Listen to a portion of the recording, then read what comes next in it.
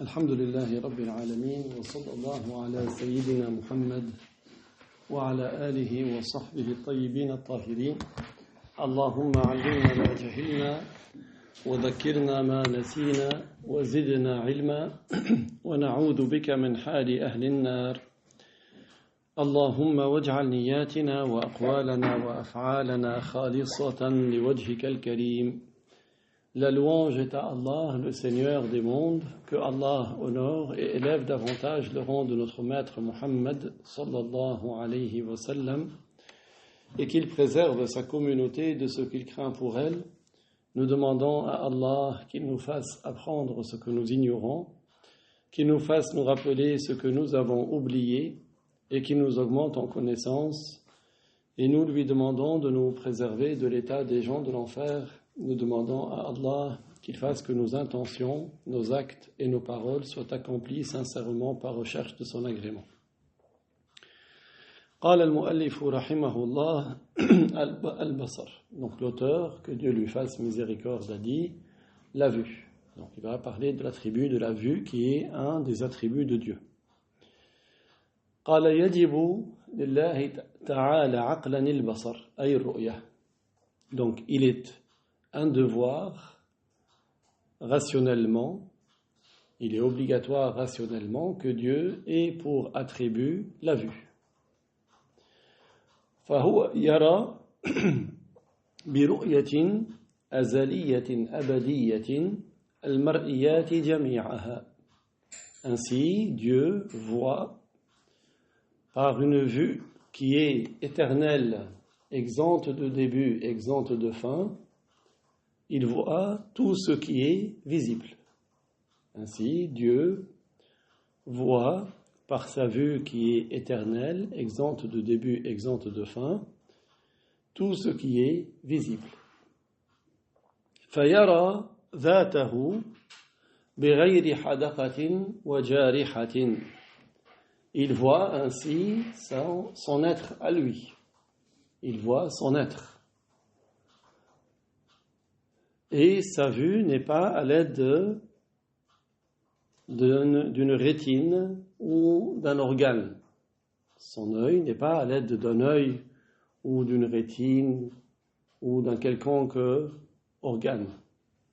La vue de Allah n'est pas à l'aide d'organes. لأن الحواس من صفات المخلوقين. Parce que les organes sensoriels font partie des caractéristiques des créatures. لأن الحواس من صفات المخلوقين. Car les organes sensoriels font partie des caractéristiques des créatures. C'est quoi les organes sensoriels? Par exemple, les yeux, les oreilles. D'accord? قال والدليل على ثبوت البصر له عقلا أنه لو لم يكن بصيرا رائيا لكان أعمى. Et la preuve rationnelle que Dieu a bien l'attribut de la vue. La preuve rationnelle que Dieu a bien l'attribut de la vue, c'est que s'il n'avait pas eu pour attribut la vue, il aurait été aveugle. Parce que s'il n'avait pas pour attribut la vue, il aurait été attribué par l'opposé. L'opposé de voir, c'est quoi? C'est être aveugle. وَالْعَمَى أي عدم الرؤية نقص على الله. Or, la cécité, c'est-à-dire le fait de ne pas voir, est un défaut au sujet de Dieu. La cécité, le fait de ne pas voir, est un défaut au sujet de Dieu. وَالنَّقْصُ عَلَيْهِ مُسْتَحِيلٌ. Et le défaut est impossible au sujet du Dieu. Le défaut est impossible au sujet de Dieu. Si il avait eu un défaut, il n'aurait pas été Dieu. Donc le défaut est impossible au sujet du Dieu. قال ودليل السمع والبصر السمعي. هذا الدليل العقلي. الآن دليل السمعي على صفتي السمع والبصر الآيات والأحاديث. Donc après avoir énoncé la preuve rationnelle, il va citer les preuves textuelles, c'est-à-dire les preuves qui nous sont rapportées. Les preuves à partir des textes, les preuves rapportées concernant l'attribut de l'ouïe et de la vue. Concernant l'attribut de l'ouïe et de la vue. Nous avons vu la fois passée l'attribut de l'ouïe. Aujourd'hui, nous voyons l'attribut de la vue. Donc, la preuve textuelle, c'est-à-dire à partir de ce qui est rapporté, que Dieu a bien l'attribut de l'ouïe et de la vue, ce sont plusieurs versets et plusieurs hadiths. Ce sont plusieurs versets et plusieurs hadiths. كَقَوْلِهِ تَعَالَى وَهُوَ السَّمِيعُ الْبَصِيرُ, comme le verset 11 de Sourate Ash-Shura. Le verset 11 de Sourate Ash-Shura commence par لَيْسَ كَمِثْلِهِ شَيْءٌ لَيْسَ كَمِثْلِهِ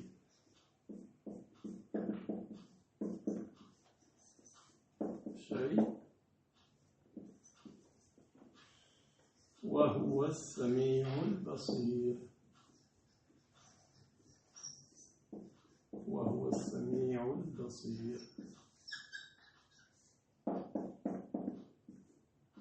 Donc c'est ça, ce sont les deux attributs de l'ouïe et de la vue.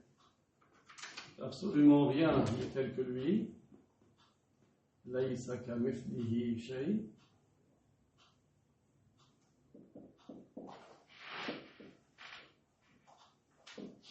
وهو السميع البصير.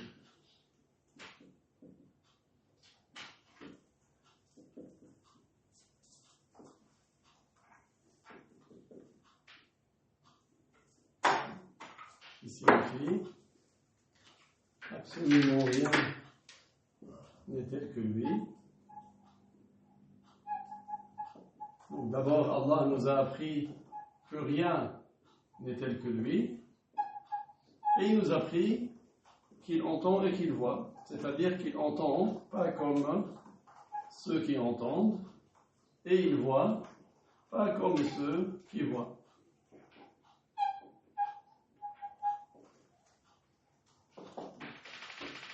Absolument rien n'est tel que lui, et il est celui qui entend et qui voit.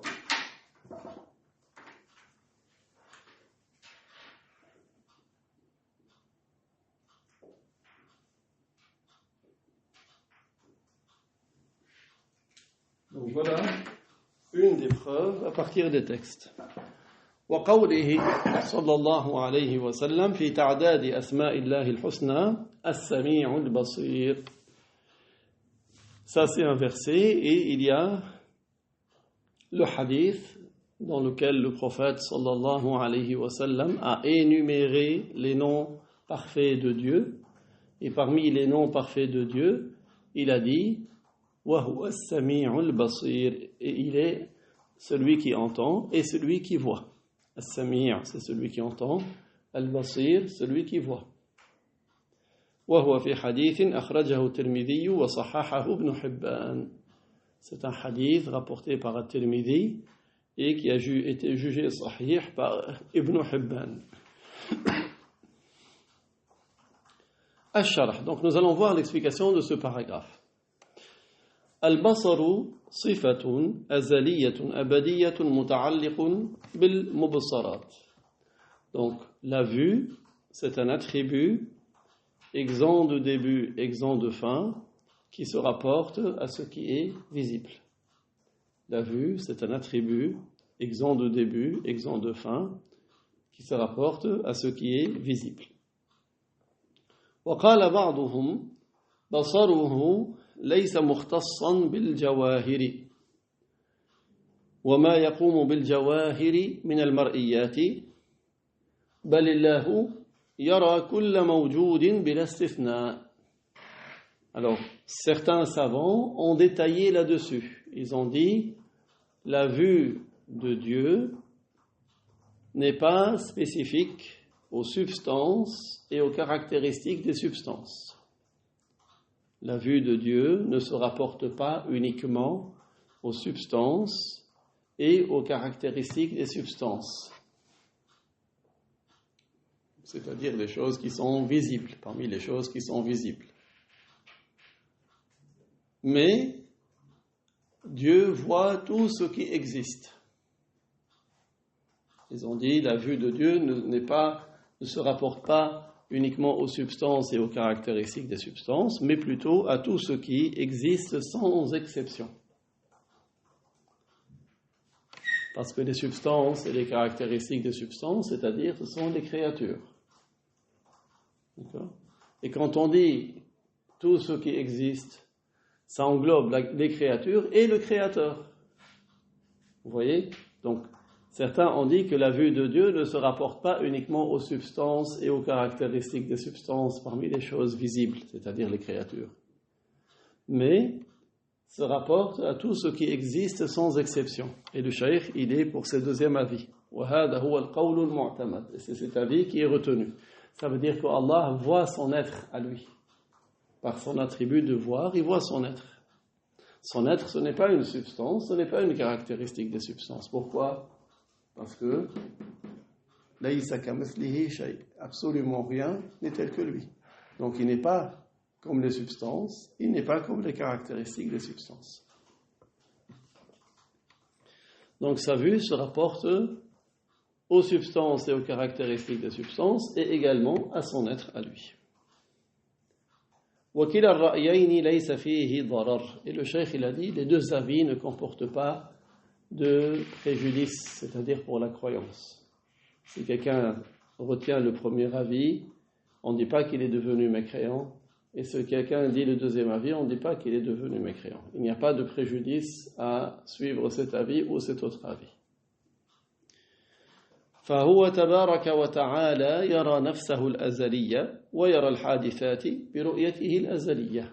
Donc ainsi, Allah تبارك وتعالى, il voit son être, et son être est de toute éternité. Allah تبارك وتعالى voit son être qui est de toute éternité, et il voit les choses qui sont entrées en existence, les accidents, les événements. On appelle en arabe hadith. Hadith, c'est-à-dire c'est un accident. Accident, c'est pas un accident de la route. Accident, ça veut dire quelque chose qui a eu lieu après n'avoir pas eu lieu. C'est ça la définition. C'est ce qui a un début. C'est ça là un accident. Donc Allah, il voit les accidents, c'est-à-dire les créatures. Tout ce qui a un début, ce sont des créatures. Il voit son être qui est de toute éternité et il voit les accidents, les événements d'une vue qui est de toute éternité, par un attribut qui s'appelle la vue et qui est de toute éternité. D'accord ? Il voit son être et il voit les créatures avec son attribut, la vue, et cet attribut, il est de toute éternité. Il n'a pas de début, son attribut, parce que tous les attributs de Dieu n'ont pas de début. Pourquoi ? Parce que l'être de Dieu lui-même est de toute éternité. Dieu lui-même n'a pas de début. تنبيه لا يقال إنه تعالى رأى العالم في الأزل لأنه لو قلنا إنه رأى العالم في الأزل لاقتضى وجود العالم في الأزل وهو محال. Alors ici, le cheikh il avertit contre une expression que certains pourraient dire par manque de rigueur, mais qui est dangereuse. On ne dit pas que Dieu a vu ce monde de toute éternité. On ne dit pas que Dieu a vu ce monde de toute éternité. Pourquoi ? Parce que dire que Dieu a vu ce monde de toute éternité implique l'existence de ce monde de toute éternité, ce qui est impossible. Parce que dire que Dieu a vu ce monde de toute éternité implique l'existence de ce monde de toute éternité, ce qui est impossible, parce que le monde, il a un début. Le monde, il a un début, il n'est pas de toute éternité. Allah, lui, il est de toute éternité. Sa vue, elle est de toute éternité. On ne dit pas que Allah, il voit ce monde de toute éternité. Pourquoi ? Parce que dire que Allah voit ce monde de toute éternité implique l'existence du monde de toute éternité, ce qui est impossible. Parce que le monde, il a un début. Le monde, il est créé. C'est quoi la définition du monde ? C'est tout autre que Dieu. tout autre que Dieu, ça s'appelle le monde. Al-alam. Al-alamu alamatun ala wujudil khaliq. Le monde est un signe de l'existence du Créateur.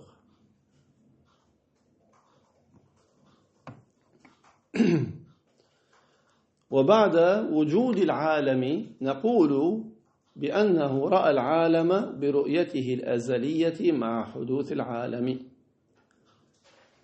Mais après l'existence du monde, après l'entrée en existence du monde, nous disons que Dieu, il voit ce monde. Après l'entrée en existence du monde, nous disons que Dieu voit ce monde par l'attribut de la vue qui est de toute éternité. Par son attribut de la vue qui est de toute éternité.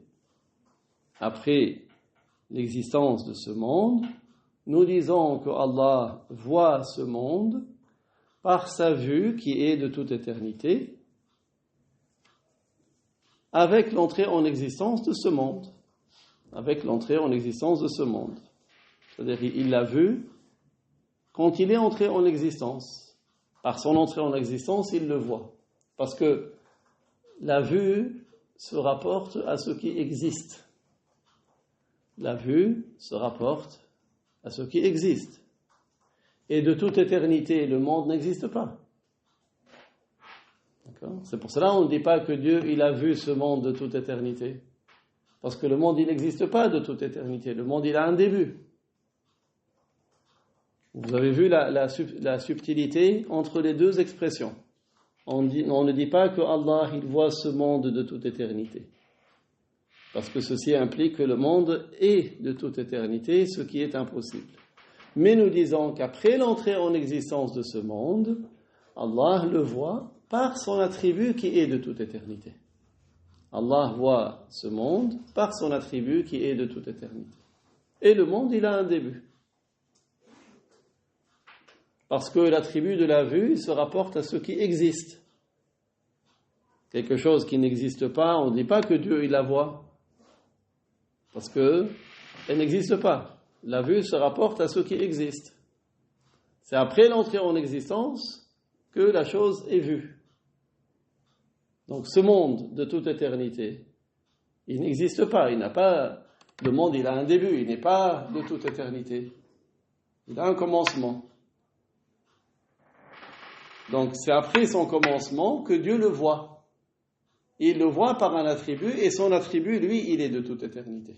L'attribut de Dieu, il est de toute éternité. C'est compris? Vous avez compris la différence? وهذا التغير وقع في المضاف إليه لا في المضاف. مضاف إليه أي العالم لا في المضاف أي الرؤية. فإن قيل إذا جاز أن يكون العالم معلوما لله تعالى في الأزل وإن لم يكن موجودا فلما لا يجوز أن يكون مرئيا له في الأزل وإن لم يكن موجودا. Si quelqu'un pose la question, on a répondu nous déjà, mais si quelqu'un il dit comment peut-on dire que Dieu il sait tout de ce monde de toute éternité? Si quelqu'un il dit comment peut-on dire que Dieu sait tout de ce monde de toute éternité, même si le monde n'existe pas encore? Si quelqu'un il dit comment peut-on dire que Dieu sait tout de ce monde de toute éternité? Comment peut-on dire que Dieu sait tout de ce monde de toute éternité? Et pourquoi on ne peut pas dire que Dieu voit ce monde de toute éternité? Donc la première phrase, elle est correcte. C'est vrai, Dieu, il sait tout de ce monde de toute éternité. Ça, c'est correct. Mais on ne dit pas, donc, on peut dire que Allah, il sait tout de ce monde de toute éternité, même si le monde n'existe pas encore. Même si le monde n'existe pas encore. De toute éternité, il n'existe pas. Donc, on peut dire, Allah, il sait tout de ce monde de toute éternité, même si le monde n'existe pas. Si quelqu'un il dit, mais pourquoi alors il ne serait pas permis, il ne serait pas possible de dire qu'il le voit de toute éternité, même s'il n'existe pas. Si quelqu'un il dit, pourquoi ne serait-il pas permis et ne serait-il pas possible de dire que Dieu voit ce monde de toute éternité alors que le monde n'existe pas encore? Vous voyez, si quelqu'un il dit, pourquoi on ne fait pas d'analogie entre la science et la vue? Si quelqu'un pose cette question, comment la répondre? قال فالجواب أن قياس الرؤية على العلم غير مستقيم. قياس الرؤية على العلم غير مستقيم لأن العلم يتعلق بالمعدوم والموجود. لأن العلم يتعلق بالمعدوم الذي لا يوجد الله يعلمه وبالموجود الذي هو موجود الله يعلمه كذلك. أما الرؤية فلا تتعلق إلا بالموجود. وأما الرؤية فلا تتعلق إلا بالموجود. La réponse est que faire l'analogie entre la vue et la science n'est pas correct. La réponse est faire l'analogie entre la science, entre la vue et la science, ce n'est pas correct. Ce n'est pas correct de faire l'analogie entre l'attribut de la vue et l'attribut de la science. Pourquoi? Parce que la science, l'attribut de la science, se rapporte à ce qui n'existe pas et à ce qui existe. Parce que la science se rapporte à ce qui n'existe pas et ce qui existe. N'est-ce pas que Allah, il sait ce qui n'a pas eu lieu? S'il avait eu lieu, comment il serait? Allah, il le sait. Donc la science se rapporte à ce qui n'existe pas. Tandis que la vue, elle ne se rapporte qu'à ce qui existe. Tandis que la vue ne se rapporte qu'à ce qui existe. Donc, l'attribut de la science se rapporte à ce qui n'existe pas et à ce qui existe. Mais l'attribut de la vue ne se rapporte qu'à ce qui existe. وكما أن المعدوم ليس بمرئي فكذلك ليس بشيء. Et donc, or, ce qui n'existe pas, il n'est pas visible et il n'est pas une réalité. Ce qui n'existe pas, ce n'est pas une réalité. Donc, vous avez bien compris pourquoi cet avertissement, pour ne pas dire que Dieu, il voit ce monde de toute éternité, mais nous disons plutôt, Allah voit ce monde par sa vue qui est de toute éternité. C'est juste une précision qui est très importante et qui permet de comprendre aussi que l'attribut de la science se rapporte à ce qui existe et à ce qui n'existe pas, tandis que l'attribut de la vue ne se rapporte qu'à ce qui existe. Et comme on avait dit au début, ce qui existe, c'est aussi bien des substances et les caractéristiques des substances que ce qui n'est pas de l'ordre des substances, c'est-à-dire Allah, il voit les créatures et il voit sa propre réalité à lui, il voit son être. L'imam Abu Hanifa justement a dit à ce sujet, Allah existe, il est valide qu'il soit vu. Même les créatures pourront voir Dieu.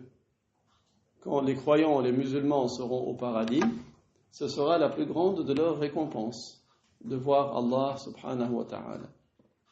Sans que Allah soit au paradis ou dans un autre endroit. Il est sans endroit, mais Allah leur donne la capacité de le voir. Et cette vue, elle est possible selon la raison. Pourquoi cette vue, elle est possible selon la raison? Parce que Allah, il existe. Et tout ce qui existe, il est possible qu'il soit vu. Donc c'est une possibilité rationnelle. Pourquoi elle est devenue une certitude? Parce que Allah nous l'a appris dans le Coran. Allah dit وجوه يومئذ ناظرة إلى ربها ناظرة. Des visages ce jour-là seront rayonnants de bonheur, ils verront leur Seigneur.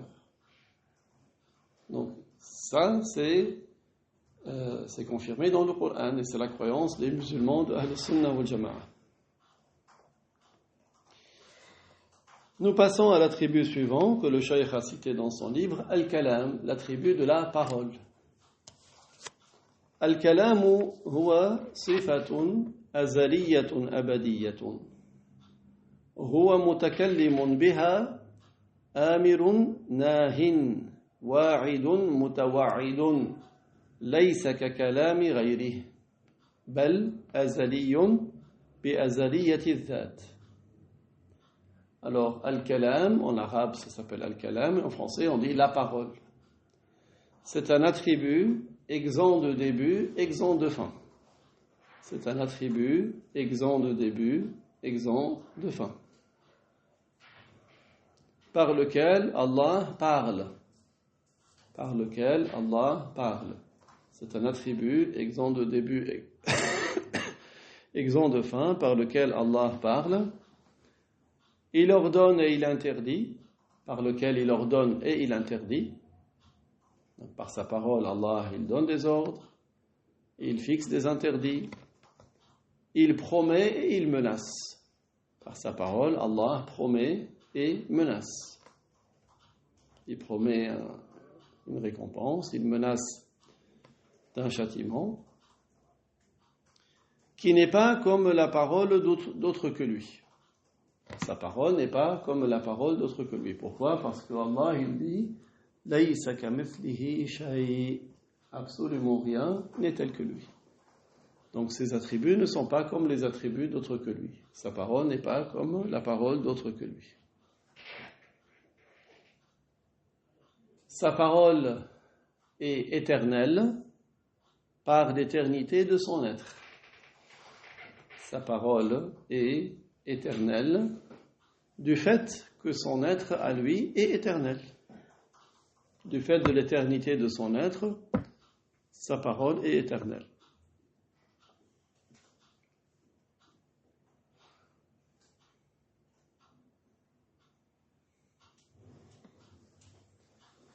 Celui qui a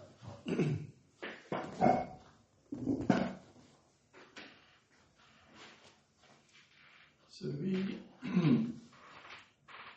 qui n'a pas de début à son existence,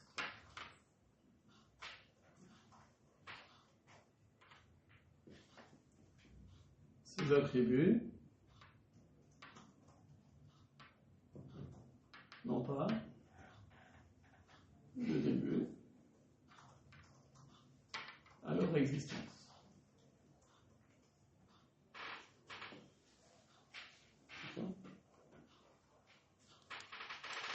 Et celui qui a un attribut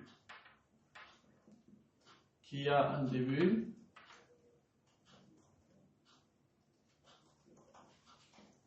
alors lui-même a un début.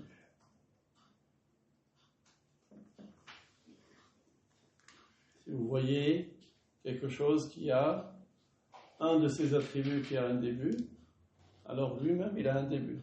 Par exemple, si je prends ce mur, il est blanc. Et avant qu'il ne soit blanc, il était de la couleur du papier peut-être, ou si je prends le mur vert. Donc, la couleur, elle a un début. D'accord? Donc, celui qui a cette caractéristique-là aussi a un début. Celui qui a un de ses attributs qui a un début, alors lui-même, il a un début.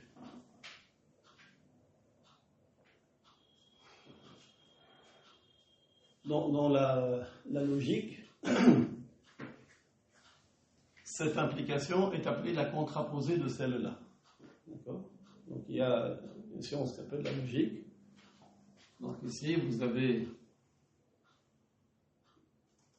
P implique Q, c'est équivalent à dire non Q implique non P. D'accord? Ça s'appelle la contraposée. Quand vous avez une implication P qui implique Q, ça c'est équivalent à dire que non Q implique non P. Et cela s'appelle la contraposée de la première. La contraposée de la première implication.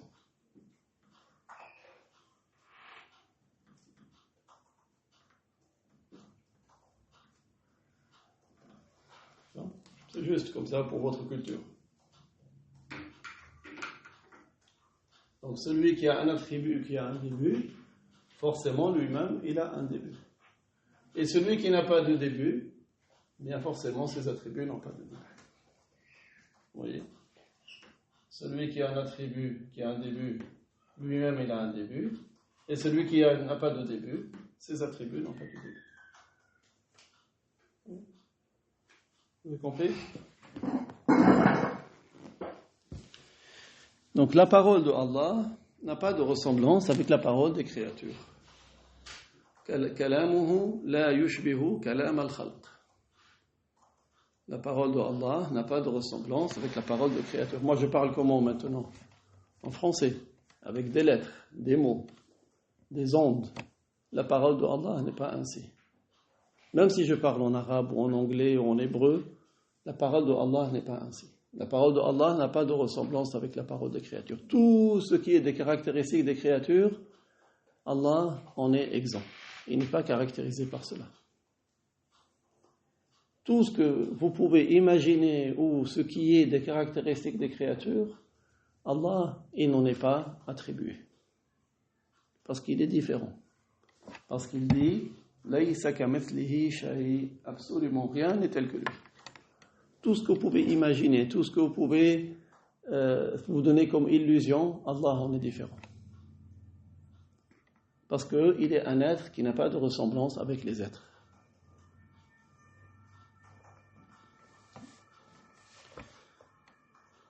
فكلامه لا يشبه كلام الخلق وليس بصوت يحدث من انسلال الهواء أو اصطكاك الأجرام.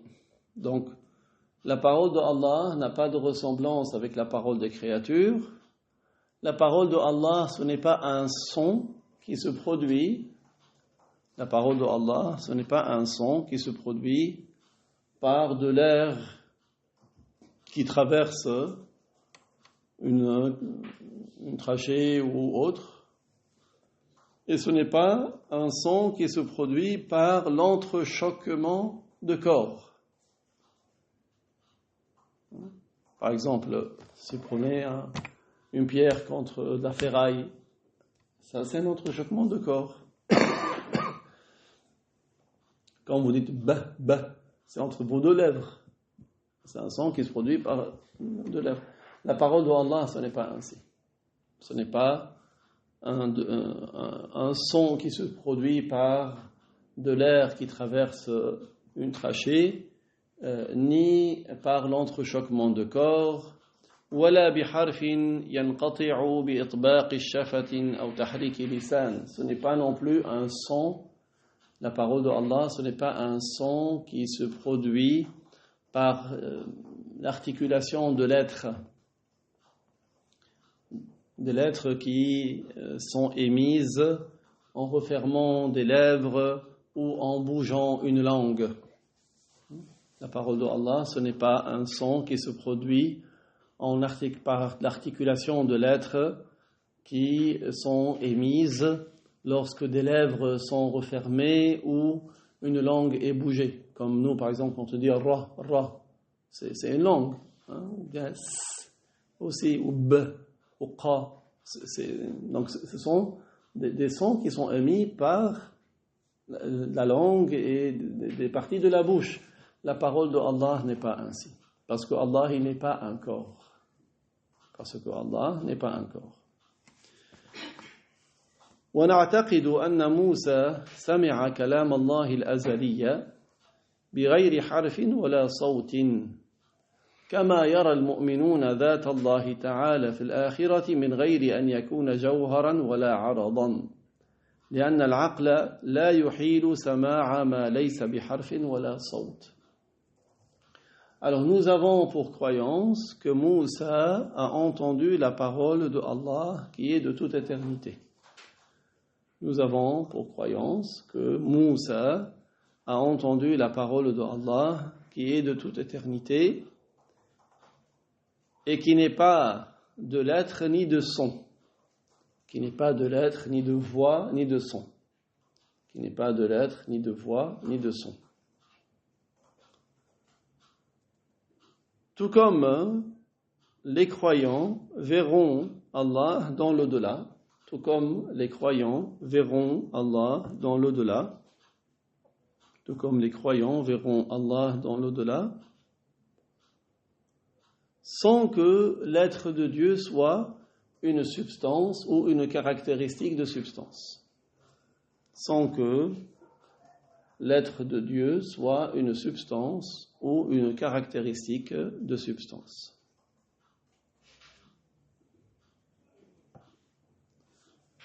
Car la raison ne juge pas impossible d'entendre ce qui n'est pas des lettres et des sons. La raison ne juge pas impossible d'entendre ce qui n'est pas de lettres et de sons.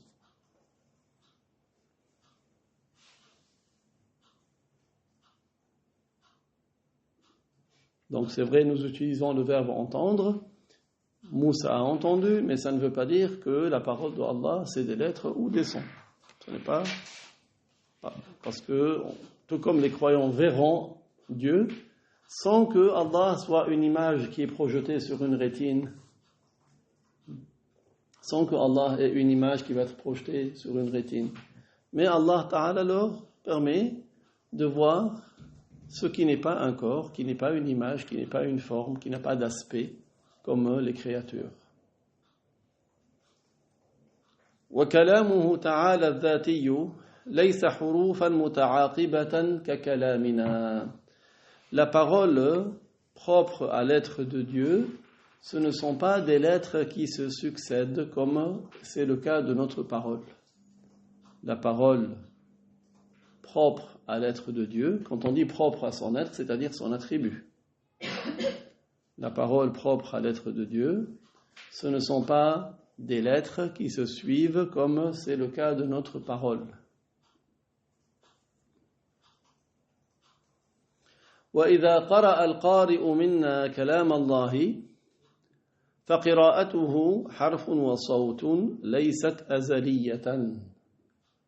Et lorsque l'un d'entre nous récite la parole de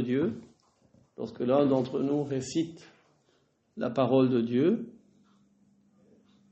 alors sa récitation sont des lettres et un son.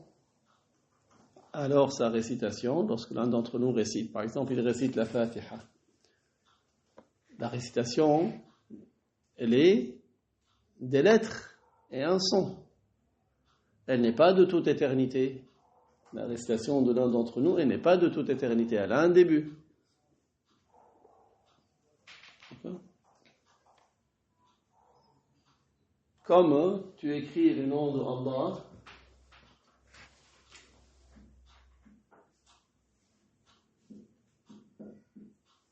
cette écriture, elle a un début. Mais ce qu'elle représente, il est exempt de début. Cette écriture, elle a un début. Mais elle représente un être. Et cet être, il est exempt de début. Notre récitation, elle a un début, mais elle est une expression d'un attribut qui est exempt de début.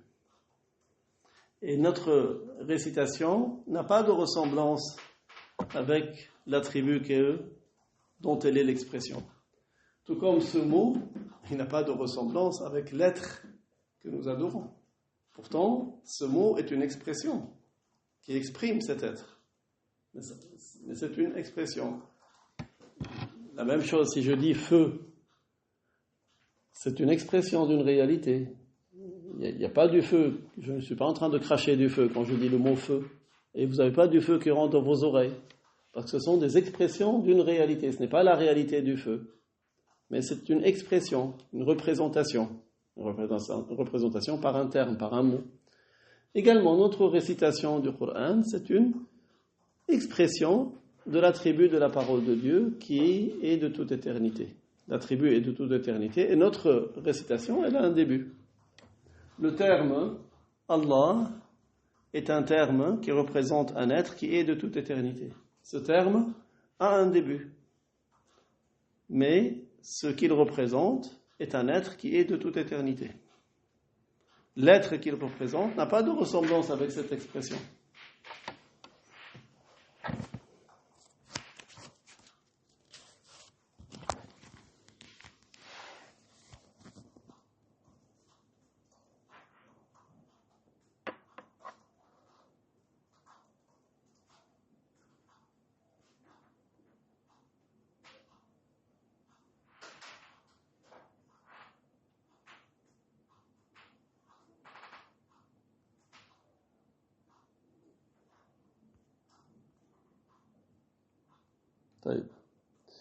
Avant de finir, on prend une ou deux informations utiles.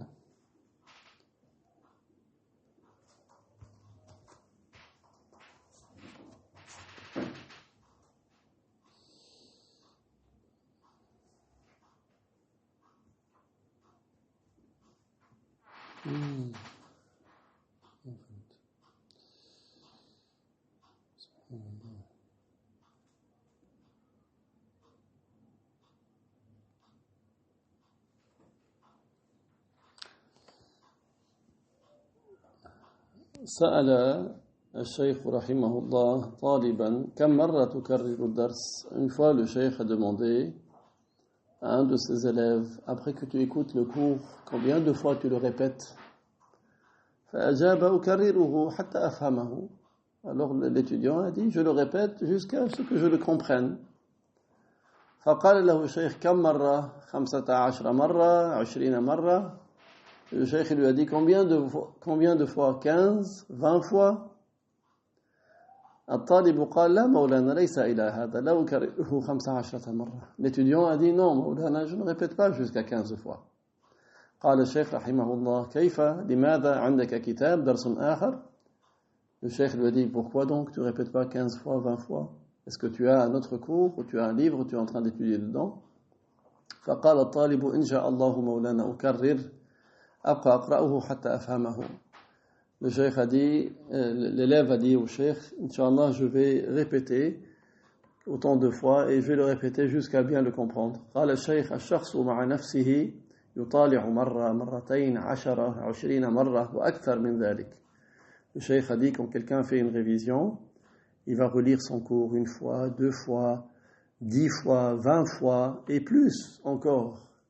فقال الطالب إن شاء الله. L'étudiant a dit إن شاء الله. قال الشيخ حتى إن لم يحفظه يكون كاد أن يحفظه. Le cheikh a dit même s'il le répète 20 fois, même s'il n'a pas fait d'effort de mémorisation, il a presque mémorisé. فقال الطالب نعم. L'étudiant a dit oui. فقال الشيخ رحمه الله 70 مرة. يذكر عن بعض العلماء المتقدمين أنه كان في مدرسة لها 70 درجة. على كل درجة مرة يعيد الدرس. هكذا أهل الهمم. Le cheikh a dit 70 fois. On cite qu'un savant, près des anciens, il allait étudier dans une école. Et cette école, il y avait des marches d'escalier. Il y avait 70 marches. Il s'arrêtait à chaque marche et il répétait tout le cours. Il s'arrêtait à chaque marche et il répétait tout le cours. Il a dit, voilà, c'est comme ça les gens qui ont de l'ardeur pour la science de la religion. Allah yarzuqni wa iyyakum al-himma. Que Dieu m'accorde ainsi qu'à vous-même la bonne ardeur. Wallahu ta'ala a'lam wa ahkam. Wa barakallahu fiikum.